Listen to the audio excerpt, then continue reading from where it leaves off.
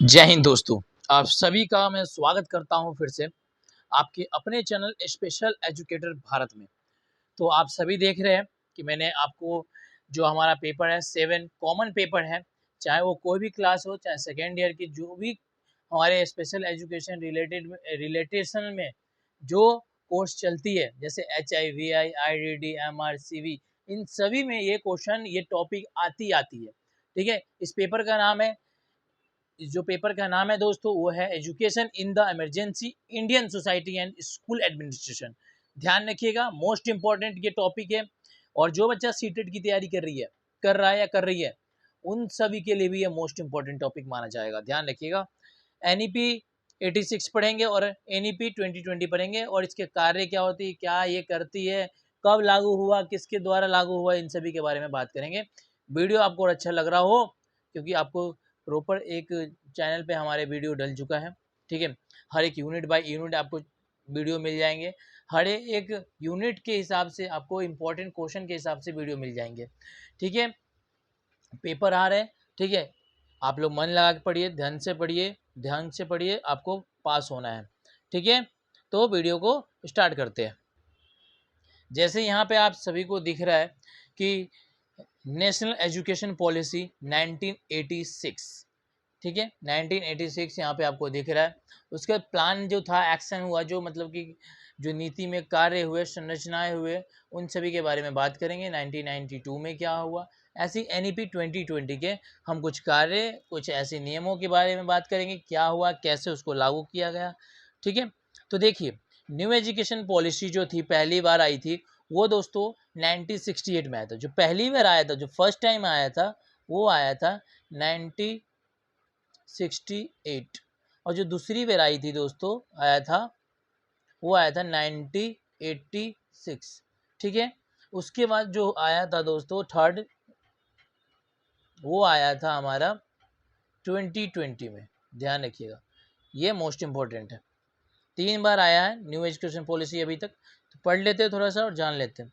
देखिए, जो भारतीय शिक्षा के जितने भी स्तर है, उसकी ऊंचाई को उठाने के लिए, शिक्षा व्यवस्था को समाज के सामने आवश्यकता के अनुसार उसको एक, जो बोल सकते हैं कि हम सभी बनाने के लिए, एक अलग राष्ट्रीय निर्माण के लिए ये न्यू एजुकेशन पॉलिसी को लाया गया। जो पहली बार न्यू एजुकेशन पॉलिसी लाया गया था, वो था 1968 में, आप सभी को बता दिया, जिसके अंदर कई ऐसे दोष को दूर किया गया। उसके बाद फिर से संशोधन करके 1986 में लाया गया, बट उसमें सुधार करना पड़ा। और न्यू एजुकेशन पॉलिसी जो था 2020 में जो आया, वो इतना बड़ा लेवल पे आया, एक छोटे छोटे कस्बा से, छोटे छोटे गांव से ये सब संविधान लिया, मतलब कि संसाधन लिया गया, पूछा गया कि क्या दिक्कत होती है, क्या ऐसे कैसे। ठीक है, ये सभी चीज़ों को, चुनौतियों को देखकर एक 2020 जो NEP आया हुआ है, जिसके बारे में आज आप लोगों को बताऊंगा, ये बहुत महत्वपूर्ण है। ठीक है, तो बहुत इम्पोर्टेंट भी है। समझ लेते हैं जो राष्ट्रीय शिक्षा नीति है। राष्ट्रीय शिक्षा नीति 1986 की विशेषता समझ लेते हैं, क्या इसकी विशेषता है। ठीक है, देखिए, विशेषता तो सीधा यही है दोस्तों कि बहुत विशेषता है इसकी, कोई बड़ी बात नहीं है कैसे कैसे हुआ, बट हम समझ लेते हैं। जो इसकी NEP जो आई थी पहली बार, पहले चलता था दोस्तों, आपने देखा होगा 10+2, अभी भी चलता है, अब नहीं चलता, अब दूसरा हो चुका है। ठीक है, बट हम लोग जब पढ़ते थे तो 10+2 चलता था। ठीक है, राष्ट्रीय शिक्षा नीति 1986 की सबसे प्रमुख विशेषता, संपूर्ण देश में एक प्रकार से संरचना होगी, और इसको जो किया गया था, एक अलग व्यवस्था ढंग से किया गया था। ठीक है, 10+2+3 ये दिया गया था, संरचना थी उस समय की आधारित की, कि इसमें बोला गया था जो जिसमें पहले 5 वर्ष प्राथमिक स्तर के लिए, जिसके बाद 3 वर्ष उच्च स्तर के लिए, उसके बाद बोला गया कि 2 वर्ष माध्यमिक स्टेज के लिए और 2 वर्ष इंटर स्कूलों के लिए बोला गया था। ये सभी एक प्रक्रिया थी वहाँ पर। इसकी विशेषता समझ लेते हैं, मोस्ट इम्पॉर्टेंट विशेषता है। ध्यान रखिए, विशेषता मोटे मोटे तौर पर, ये जो चीज़ें पेपर में आप लिखेंगे, ये मत भूलिएगा कभी, ये जो चीज़ें होती है इसे कभी मत भूलिएगा। अगर ये आपको याद रहेगा तो आप हर पेपर को कर बैठेंगे, कोई दिक्कत समस्या आप लोगों की नहीं होगी। तो समझते हैं क्या लिखा हुआ है यहाँ पर। यहाँ पर लिखा हुआ है दोस्तों,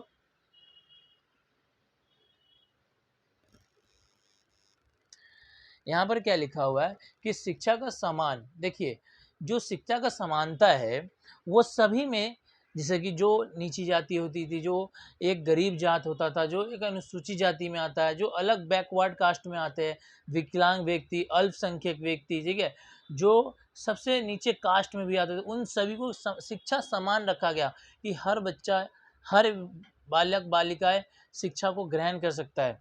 ये एक समानता रखा गया उसमें। जो दूसरी बोली गई है वो ये बोला गया कि जो राष्ट्रव्यापी है, जो करिकुलम है, जो उसकी संरचनाएं है, वो एक यही बनाएगा, एक समान का होना चाहिए और सभी के लिए होना चाहिए। राष्ट्र के मूल्य और राष्ट्र की एकता का विकास करने के लिए होना चाहिए। देश की संस्कृति, प्रगति की चेतना और जागरूकता के लिए होनी चाहिए। पाठ्यक्रम का जो होता है लक्ष्य, वो होता है निर्माण करना। राज्य और केंद्र द्वारा दोनों के पास अधिकार सुरक्षित है, ठीक है। थोड़ा केंद्र के पास ज़्यादा होता है और स्टेट के पास थोड़ा कम, बट दोनों के पास समान माना गया यहाँ पर। उसके बाद जो बोला गया यहाँ पर, प्राथमिक स्टेज एक सार्वभौमिक होता है, यूनिवर्सल, ठीक है। यूनिवर्सलिट जो होता है दोस्तों, एक प्राइमरी एजुकेशन बोला गया कि जो न्यू शिक्षा, राष्ट्रीय शिक्षा नीति थी, जो 86 वाला जो बात थी, 86 में जो बोली गई, इसकी विशेषता कई रही थी। सन 90 में ये बोला गया था कि 6 वर्ष से लेकर बच्चा, जो 11 वर्ष के जो बच्चा है, उन सभी बालक बालिकाओं को, और बोला गया था 1995 में, फिर बोला गया, एक तो बोला गया 190 के दशक में, और एक बोला गया 195 के सन में। इन दोनों में बोला गया कि बालक बालिकाओं को जो शिक्षा दी जाएगी वो 6 वर्ष से लेकर 11 वर्ष होगा, इसमें पहले वाले में। जब दूसरी की बात आई तो इसमें बोला गया जो बच्चे हैं 6 से 14 वर्ष की शिक्षा दी जाएगी, मुक्त शिक्षा, और जो भी लड़का लड़की है उन सभी को एक शिक्षा देने के लिए बात कही गई थी, ठीक है, मुक्त शिक्षा की बात कही गई थी। इसी में आ जाते हैं महिलाओं की शिक्षा, वुमेन एजुकेशन की भी बात करी गई थी। सभी क्षेत्रों को जागरूक किया गया कि आप अपने लड़कियों को आगे बढ़ाइए, लड़कियां भी बहुत कुछ कर सकती है। पहले के ज़माने में लड़कियों को नहीं पढ़ाया जाता था, लड़कियों को ज़्यादा से ज़्यादा जो होता था दोस्तों, वो 13, 14, 15 ये साल, जो ये एज जो है ना, इसमें शादी कर दी जाती थी। इसमें क्या कर दी जाती थी, इसमें शादी कर दी जाती थी, इसमें शादी कर दी जाती थी इन लोगों की। बट अब लड़कियों को आगे लिया गया। ये सब किसका परिणाम है जो आज आप देख रहे बदलाव? ये सब हमारे राष्ट्रीय शिक्षा नीति का ही परिणाम है, जो आप आज महिलाओं को हमारे देश में एक महत्वपूर्ण हिस्सा माना गया है, ठीक है दोस्तों। तो समझते हैं केंद्र सरकार की क्या भागीदारी। केंद्र सरकार की ये भागीदारी रही कि जो भी हमें ज़रूरत, जो भी हमें मदद की ज़रूरत पड़ी, वो समय समय पर हमारे केंद्र सरकार द्वारा दी जा रही थी। अगर आपको बता दिया जाए कि भैया वहाँ जाकर आपको खाना, किसी कमरे में बैठा हुआ है एक शेर, ठीक है, वहाँ आपकी बॉल गिर गई, आप खेल रहे हैं, आपकी मोबाइल गिर गया, वहाँ पे गेम खेल रहे थे, मोबाइल गिर गया। अब आपकी ज़रूरत क्या है? वो मोबाइल को लेना, ठीक है। तो केंद्र सरकार क्या करती है, आपका पिताजी क्या करेंगे, वो जो शेर है उसको भगा देगा और फिर जाके आपसे ले लोगे। अब आपको पता है आप हो, ठीक है, तो आप ऐसे चले जाओगे तो क्या होगा, आप गए तो सही, आपको फ़ोन तो मिल जाएगा, आपको वहाँ नुकसान की सामना करना पड़ेगा। तो जो केंद्र सरकार है वो आपके पिताजी थे, और तो ऐसे ही पिता का महत्वपूर्ण बहुत होता है, तो उसी को केंद्र सरकार की भागीदारी बहुत रहा इस राष्ट्रीय शिक्षा नीति में, ध्यान रखिएगा। देखिए बिजनेस स्टडी के बारे में भी बात करी गई, जो बिजनेस शिक्षा थी कि हमें बच्चों को हर प्रकार की शिक्षा देना है, उससे बिजनेस से रिलेटेड, उसको अपने जो उसको अगर कुछ नया जनशक्ति थी उसको पहचानने की शिक्षा भी दी जाने लगी, और जो बच्चों को जो करने की इच्छा होती है उसके बारे में उसको ज्ञान देने की बात, मतलब कि जो काउंसलिंग होते हैं उसके बारे में भी बात करी गई थी, जो हमारे शिक्षा नीति बनी थी उस समय, ठीक है। इसी में ऑपरेशन ब्लैक बोर्ड की भी बात करी गई, ऑपरेशन ब्लैक बोर्ड भी चला था। इसके अंतर्गत जितने भी विश्वविद्यालय, मतलब कि विद्यालय जिनके पास ना तो ठीक प्रकार से कोई भवन था, ना ही शैक्षणिक उपकरण थे, और जितनी भी ज़रूरतें की जो सामग्री संबंधित थी वो सब उतना नहीं था जिसको प्रदान करने की, जो भवनों को एक मरम्मत कराने की, ठीक है, नए भवन बनाए जाए, और ऐसे चीज़ों जो शिक्षक की आवश्यकता है तो शिक्षकों की भर्ती की जाए। अब महिला शिक्षकों को भी नियुक्ति की जाए, ठीक है। महिला शिक्षा के विकास के लिए एक महत्वपूर्ण रोल माना गया है, एक रूप माना गया है महिलाओं को। तो एक ब्लैक ऑपरेशन समझ गए होंगे, ब्लैक बोर्ड ऑपरेशन आप क्या होता है। इसी में जो आता है एक पिछड़े वर्ग के जो शिक्षा होता है, ठीक है, एजुकेशन फॉर बैकवर्ड क्लास। तो जो बच्चे पीछे वर्ग के होते हैं उसके अंतर्गत जो वो अशिक्षित हो जाते हैं, नहीं हो पाते, मतलब शिक्षा ले नहीं पाते, अशिक्षित हो जाते हैं, उनको अपना अधिकार नहीं पता चल पाता, उनको लिए छात्रवृत्ता जितनी भी जो बोलते हैं कि छात्रवृत्ति दी जाएगी, उन सभी चीज़ों के लिए भी सुविधा दी गई और निःशुल्क भोजन के लिए भी और पुस्तक भी देने लगे। ठीक है, आप देखे होंगे कि आपको किताब भी मिलते थे, कपड़े भी, ड्रेस, यहाँ तक कि ड्रेस भी दिए गए।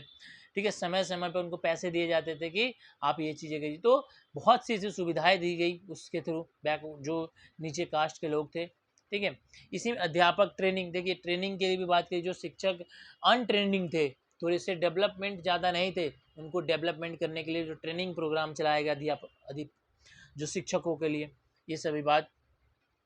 और इसी में आ जाते युवा संरक्षण एवं सतत शिक्षा। देखिए जो हमारी युवा है उसके लिए संरक्षिता और एक लगातार चलने वाली शिक्षा के लिए बात भी करी गई थी कि जो 15 से 35 वर्ष के जितने भी युवा हैं, जितने भी लोग हैं, उनको संरक्षण कार्यक्रम और व्यवस्था के लिए व्यवस्था की जाए। ठीक है, और उसके उद्देश्य से उच्च संरक्षण दर प्राप्त करना और निरक्षरता के लिए दूर करना था। ये जैसे रेडियो, दूरदर्शन, आप फिल्म, इन सभी के द्वारा आप प्रचलित करते थे, प्रसार करते थे, और पुस्तक और वाचन जो आप बातचीत करते थे, इसके द्वारा वो लोग अपनी बात को दूसरे की बात तक पहुंचाते थे। जैसे मैं ही हूँ, आपको यूट्यूब के द्वारा पढ़ा रहा हूँ, तो मैं क्या कर रहा हूँ, आप लोगों के साथ सतत शिक्षा दे रहा हूँ, आप लोगों को संरक्षण शिक्षा दे रहा हूँ कि आप पढ़ लीजिए। आप लोगों का जून में क्या है, आप लोगों का जून में महाजून, जिसे बोलेंगे आप लोग क्या बोलेंगे, महाजून 2024, इसमें आप लोगों का क्या है, परीक्षा यानी कि लड़ना है आप लोगों को और जीतनी भी है। देखते हैं, समझ लेते हैं। इसी में जो नवोदय विद्यालय की बात कही गई थी, इसके अंतर्गत जितने भी स्कूल है, नवोदय विद्यालय की जो स्कूल है इसके द्वारा खोले गए स्कूलों के कहा गया, और देश के प्रत्येक जिले में एक नवोदय स्कूल होना चाहिए, मॉडल स्कूल होने चाहिए, ये स्थापित किए गए, हर एक जिले में बात कही गई थी। और हर प्रकार के लोग, अनुसूचित जाति, गरीब जाति, ठीक है, और अनपढ़, विकलांग, दिव्यांग, जो भी जाति या वर्ग से आएंगे वो सभी इसमें एडमिशन ले सकते हैं। ठीक है, राष्ट्रीय एकता की जब बात आए तो पूरे बंधुत्व के साथ, हमें भावन के साथ, समुचित के साथ विकास करना चाहिए, तभी हम देश को तरक्की की ओर लेके जा सकते हैं। कहते हैं ना, अगर घर का एक इंसान खाना खाता है तो मन नहीं भरता, घर का हर इंसान खाना खाए और खुश होकर कहे कि हाँ मज़ा आ गया, तो वो एक आनंद अलग ही होता है। ठीक है, तो यही बात कही गई थी। खुली विश्वविद्यालय और दूरदर्श जो अध्ययन होते हैं, इन सब के बारे में बात करी गई थी। ठीक है, कि जो हमारी इंदिरा गांधी जो राष्ट्रीय खुला एक विश्वविद्यालय है, ऐसे सोल एसओएल जो स्कूल ऑफ लर्निंग की बात करती है। मतलब कि इसमें क्या होता है, आपका कोई फिक्स नहीं होता, आपको कोई टीचर पढ़ाने वाला नहीं होता, आपको खुद पढ़ना होता है, जहाँ से पढ़ सकते हो वहाँ से पढ़िए। ठीक है, यहाँ पे कोई टाइम एक औपचारिक शिक्षा जो होती है इसमें एक फॉलो करती है। ठीक है, परीक्षा को लिए सुधार, परीक्षा सिस्टम में जो सुधार करनी चाहिए भैया, बहुत से ऐसे पेपर लीक हो जाते हैं, तो इन सभी के लिए ग्रेड सिस्टम को बंद किया गया सतत मूल्यांकन के लिए। इन सभी पक्षों पर बात करी गई। ठीक है, जो डिग्रियों की नौकरी के अलग, जो यहाँ बोली गई है, डिग्रियों को नौकरी से अलग करना।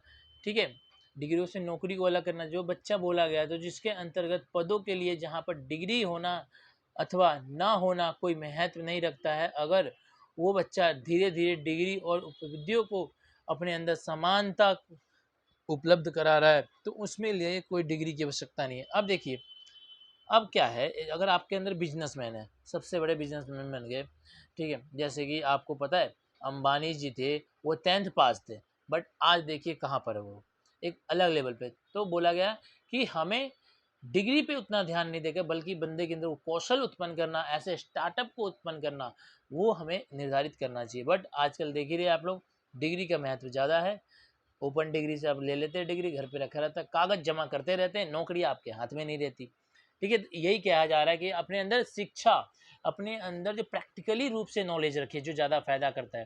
ठीक है, राष्ट्रीय शिक्षा नीति 1992 क्या है, देखिए राष्ट्रीय शिक्षा नीति 1986 में जो मूल्यांकन करने की जो सरकार ने 7 मई 2090 को, सॉरी 1990 को ये समिति का गठन किया, जिसमें अध्यक्ष आचार्य राम मूर्ति जी थे। समिति में जो इसकी 26 दिसंबर 1990 को ही इसकी रिपोर्ट सरकार को प्रस्तुत कर दी गई थी, जो कि केंद्रीय सरकार द्वारा सलाहकार बोर्ड 1 मार्च 1991 को हुई थी, रिपोर्ट में विचार विमर्श किया गया और इन सभी पर बातें करी गई कि आपको कैसे काम करना है, कैसे क्या करना है। तो ये बहुत इम्पोर्टेंट रहा उस समय 1992 में पहली बार ये बात कही गई थी। तो समझते इंडियन गवर्नमेंट जो भारत सरकार थे वो राष्ट्रीय शिक्षा 86 के लिए उन्हें संशोधित थे अपने जो भी उसके अंदर राष्ट्रीय शिक्षा नीति से बदलाव परिवर्तन लागू करने थे वो सभी चीज़ें उन्होंने करा। सिर्फ राष्ट्रीय शिक्षा नीति 1992 सिफारिश के लिए भी बात करी गई कि हमें कैसे कैसे काम करना चाहिए, कैसे कैसे व्यवस्था को एक ढंग से चलाना चाहिए। इन राष्ट्रीय जो नीति शिक्षा नीति है इन पर हमें एक विशेषता के रूप में कई बातें कही गई। तो 1992 के बारे में समझ लेते हैं। जो मुख्य विशेषता, मुख्य व्याख्या जो यहाँ पे किया गया है, जो न्यू एजुकेशन सिस्टम थी क्या करती थी। देखिए, जो संशोधित राष्ट्रीय शिक्षा नीति 1992 में सबसे पहले मुद्दा शिक्षा व्यवस्था था, जिसमें संपूर्ण देश को एक शैक्षणिक संरचना के लिए प्रकार की होनी चाहिए, सभी देशवासी पढ़े लिखे होने चाहिए, इसका यही एक उद्देश्य था। ठीक है, राष्ट्रीय शिक्षा नीति अंतर्गत सारे देश में एक ही प्रकार का शिक्षा व्यवस्था होना चाहिए, एक ही प्रकार की शिक्षा व्यवस्था होनी चाहिए। जो पहले चलती थी दोस्तों 10+ क्या चलती थी, पहले बताया था मैंने 10+2, ये एक शिक्षा नीति थी जो पहले चलती थी। बट अब जो 2020 है वो बदल चुका है, एक अलग दिशा मोड़ ले चुका है। ठीक है, तो ऐसे युवाओं को हमें इसमें बात कही गई थी कि हमें 5+3+2+2+3 की उस समय फार्मूला चलती थी। ठीक है, ऐसी रिलाई चलती थी, बात उस समय ये थी। बट आज के जनरेशन में, आज के सोल्यूशन में एक बड़ा बदलाव हुआ है जो आप लोगों को मैं अभी एक बताऊंगा, जो आगे बात आनी है। ठीक है, तो जो मजदूर वर्ग थे, लोग थे, उसको अशिक्षित लोगों के लिए विभिन्न प्रकार के संगठन कार्य के लिए जो सरकारी और गैर सरकारी श्रमिकों के लिए शिक्षा प्रदान करने की जाने लगी। ये भी एक अलग शिक्षा नीति थी। जैसे दूरदर्श शिक्षा, ये भी एक उसी के रोल है। अगर कोई बच्चा काम करना चाहता है काम कर लेगा, कोई बच्चा अपने डिग्री लेना चाहता है तो डिग्री भी ले लेगा। किससे? Open education, open school learning से। जैसे सोल हो गया, आपका इग्नू हो गया, ऐसे कई ऐसे हर राज्य का अपना अपना एक महाविश्वविद्यालय होता है, दूरदर्श शिक्षा प्रणाली होती है। ठीक है, बच्चा कहीं से कुछ भी सीख सकता है एजुकेशन में, ये भी एक फ़ायदा होता है। जन शिक्षा जिसे हम कहते हैं, जन अपने समाज से भी बच्चा सीखता है। प्राइमरी शिक्षा, आप सभी को प्राइमरी शिक्षा क्या होती है? प्राइमरी शिक्षा जो होती है एक सार्वभौमिक परिवेश होता है। ठीक है, यूनिवर्स परिवेश होता है, एंटर होता है, जो 14 वर्ष की आयु वाले सभी छात्र और छात्राओं के लिए एक यूनिवर्स टिकाव और छात्र छात्राओं के लिए शिक्षा ग्रहण करने के लिए एक आवश्यक सत्ता प्रदान करते थे, जो छात्र छात्राओं का योग्य बनाने के लिए शिक्षा का गुणवत्ता में सुधार करा जाने लगा। ठीक है, इन सभी की बात करते क्या सुधार किए गए, क्या उसके गुण थे। तो गुण तो पहला यही था, विद्यालय में सुधार किए गए। देखिए, जो हमारे विद्यालय थे पहले के, वो बहुत टूटे खट्टे थे। जो सुविधा चाहिए वो सुविधा नहीं थी सरकार के, मतलब कि हमारे स्कूल में। तो उन सुविधाओं को पहले वहाँ पर लाया गया। जो शिक्षक नहीं थे तो शिक्षक को भर्ती करी गई। जो भी चीज़ों की दिक्कत थी वो चीज़ों को वहाँ पे पहले लागू किया गया। फिर स्कूल को एक ऐसे ढंग से बनाया गया कि लगे कि स्कूल है। पहले के स्कूल लगते ही नहीं थे कि स्कूल है। कहीं भी टीचर बैठा देते थे, भैया पेड़ के नीचे बैठ जा, तंबाकू मल रहा है, पैर पे पैर रख रहा है, बच्चे को बुला, भैया आजा कंधे दबा। तो क्या सीखेगा बच्चा इससे? तो इन सभी के बारे में विकास किया गया न्यू एजुकेशन पॉलिसी के थ्रू। ठीक है, 50% जो महिलाएं थी उनको शिक्षक बनाने की बात कही गई थी इसमें, उनको किया भी। औपचारिक शिक्षा, आप सभी को पता है औपचारिक शिक्षा क्या होता है। औपचारिक शिक्षा क्या होता है? तो औपचारिक शिक्षा जो होती है जिसमें कोई टाइम टेबल नहीं है, जिसमें आपको सामने रहकर नहीं समझाता, कहीं भी से आप सीखिए, कोई दिक्कत नहीं है।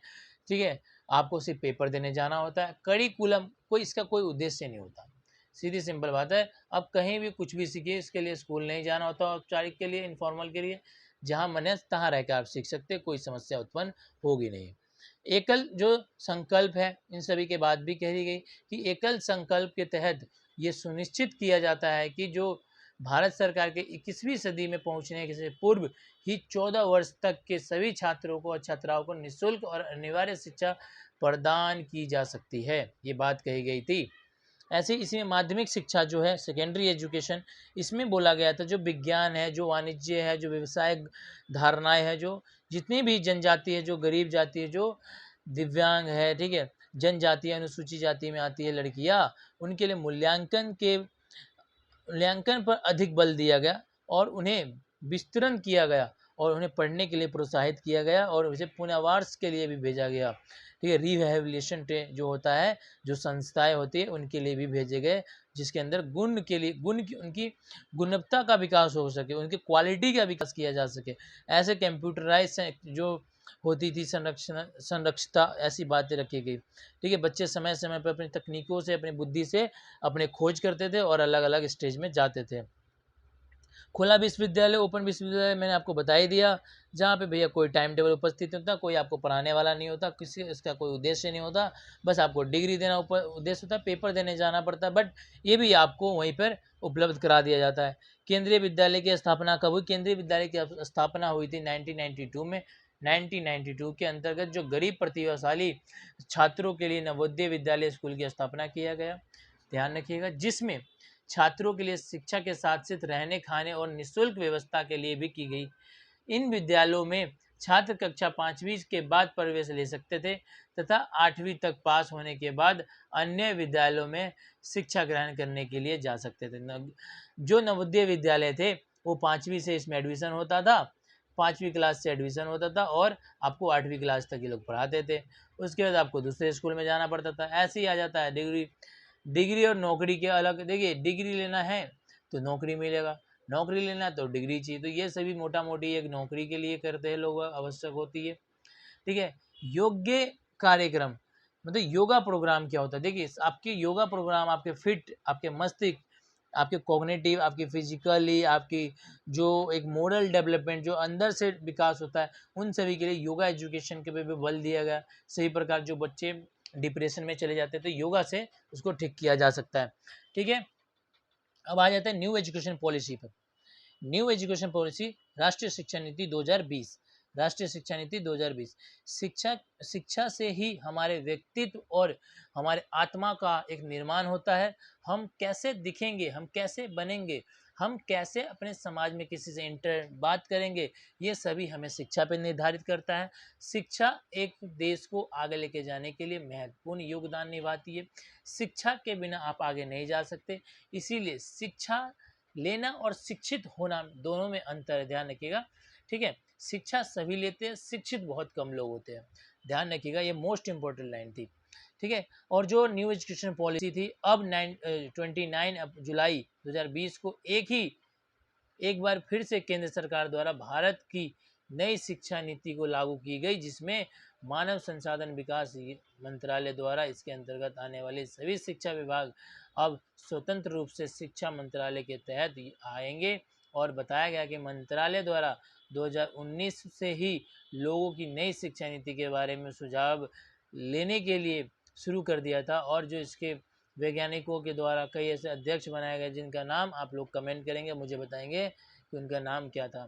ठीक है, तो न्यू एजुकेशन जो शिक्षा था, इसका बदलाव मुख्य यही था, जो मेजर चेंज था, सबसे बड़ा बदलाव यही था कि पूरे देश से पूछा गया कम से कम 3 दशक के पुराने शिक्षकों व्यवस्था को बदलते हुए 102 वाला सिस्टम, 102 वाला जो 10+2 था उसको बंद कर उसको हटाकर कौन सा नीति को लागू किया गया, कौन सा नीति को जोड़ा गया, तो आप सभी को पता होना चाहिए, 5+3+3+4 इन शिक्षा नीति को लाया गया। कई बार तो एक नंबर में यही पूछ लेता है दोस्तों कि ये बताइए क्या है, मोस्ट इम्पोर्टेंट क्वेश्चन है, मतलब कि एक नंबर में पूछ लेता है कि न्यू एजुकेशन पॉलिसी 2020 के जो अनुक्रम है वो किस तरह निर्धारित है, तो आपको पता होना चाहिए 5+3+3+4 एक सिंपल सा फार्मूला है, इसे याद करने का, 53-34, ठीक है, 53-34, यह एक तरीके और है, स्टार्टिंग में 5, लास्ट में 4, बीच में दोनों 3, कैसे याद रखेंगे, स्टार्टिंग में 5, लास्ट में 4, ठीक है, और बीच में दोनों 3, ध्यान रखिएगा, ये बहुत बड़ा बदलाव हुआ। ठीक है, इसी में जो आ जाता क्रियात्मक, जो बच्चे थे अपने विश्वविद्यालय के अनुरोध जो करते थे, एक यूजीसी लाया गया जिसके अध्यक्ष हमारे धीरज पाल जी सिंह थे। यूजीसी जो होता था, एक यूजीसी होता है जो विश्वविद्यालय की करिकुलम को सेट करता, उसको एक मतलब कि उसको कह सकते हैं सलाहकार मानते थे और सलाह देते थे, हर एक जगह को सलाह देते थे कि कैसे आपको काम करना है। बैकग्राउंड देखा गया कि जो गौरव जो बच्चे हैं 1948 के जाने माने, उन सभी डॉक्टरों को लाया गया। उसमें पूछा गया कि हमें कैसे न्यू एजुकेशन पॉलिसी को रखना चाहिए, कैसे हमें प्रधानमंत्री राजीव गांधी के जो चलकर जो आए थे, राजीव गांधी के प्रधानमंत्री रहते थे। अगस्त 85 में ये बातें सभी सब चीज़ों को चुनौती में रखा गया। तो इन सभी चीज़ों पे बात रखी गई न्यू शिक्षा एजुकेशन की। ठीक है, तो मैं आशा करूँगा कि आपको समझ में आया होगा। वीडियो अच्छा लगा हो तो चैनल को सब्सक्राइब कर लीजिएगा, बेल आइकन को दबा दीजिएगा और शेयर ज़रूर कीजिएगा जितने भी भाई बंधु हैं। और हमारे टेलीग्राम चैनल को ज्वाइन कर लीजिएगा, जहाँ पर आपको फ्री PDF फ्री नोट्स आपको उपलब्ध कराया जाता है।